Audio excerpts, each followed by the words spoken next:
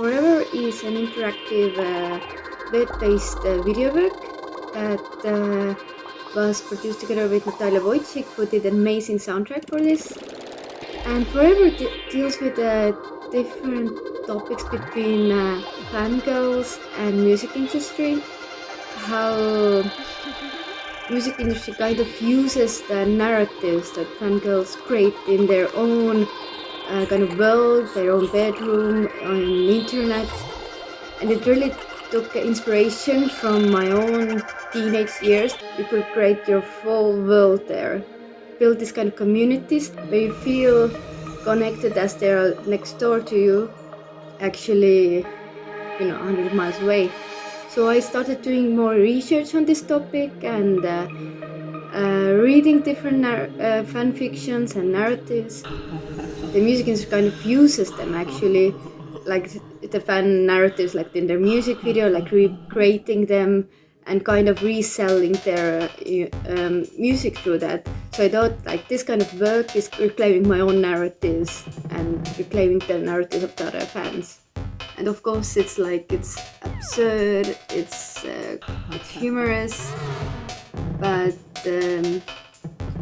this was kind of a point as well. It wasn't really meant to actually be shown to the idol, but it was meant to be created for your own sake.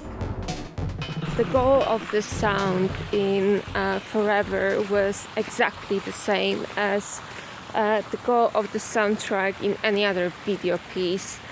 It was to complete the piece and to add to its meaning. And since Forever is an animation and it's not that storyline based, although there is a storyline, but a lot of the fragments are artistic interpretations of the storyline, and maybe they are not that literal.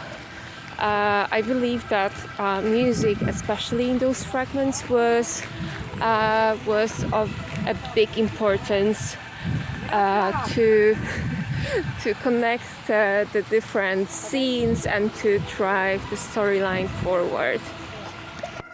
I have shown this video work before. The first part of it was in the solo exhibition in 2021 in Venspace, and I have gradually continued with the work, making more storylines, and it's like now this time it's halfway longer than before, so it's almost like 30 minutes in total.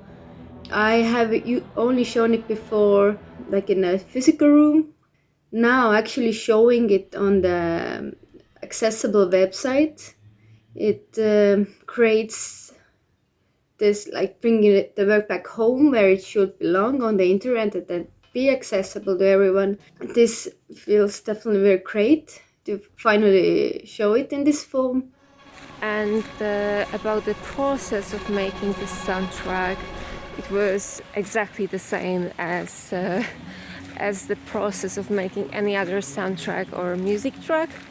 It had to start from understanding the atmosphere of the scene, the emotions the protagonist was going through, and the intentions that Kelli had for the scene.